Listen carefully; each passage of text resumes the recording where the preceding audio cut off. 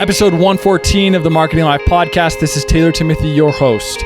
And today, guys, we're going to be talking about online marketing, and we're going to be comparing it to sales. Sometimes there is a disconnect with this in multiple businesses out there, but we are going to be comparing them. Online marketing versus sales. So guys, before we dive into this episode, I want to tell you guys a little story about what I learned about sales when I had to been like 24. We're going back to the marketing agency days.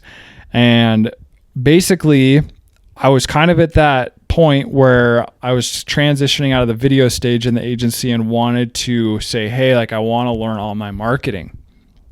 And my mentor kind of had like convinced me that I needed to do sales.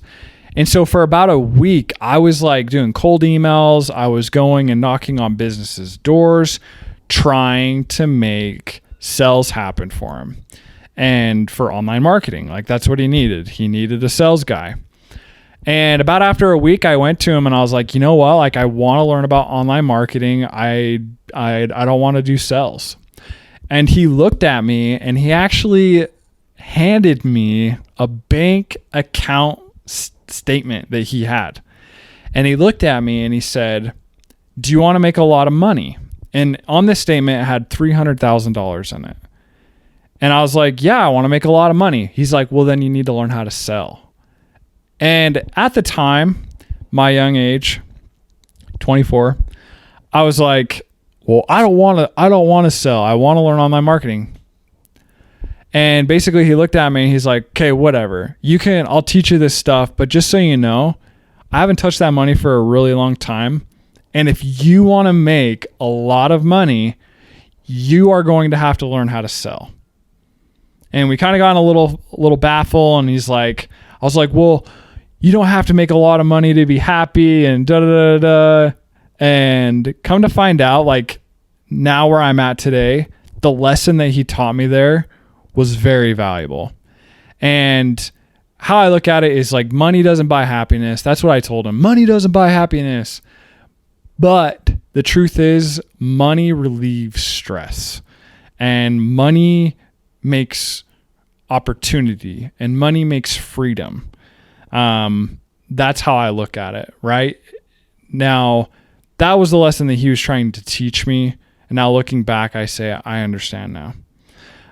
So I'm very grateful for that lesson, because what I learned from this entire thing is that you do have to sell in everything that you do to be successful. So recently I read a book called Sell or Be Sold. And the thing is, like in work, you're constantly selling. If you have a boss, you are always selling him on that you are eligible and should be working, and that he should be paying you what you're paying him, like what you're paying him and what he's paying you. So it's this constant life cycle of selling people. In your relationships, you're constantly selling your partner that you're worthwhile and that you should be in the relationship and so on and so forth. So everything you guys are doing is selling. And so that's something I learned. Like the truth is, if you want to be successful in life, you have to sell. And that's what he tried to teach me there. And very grateful for that lesson that he taught me.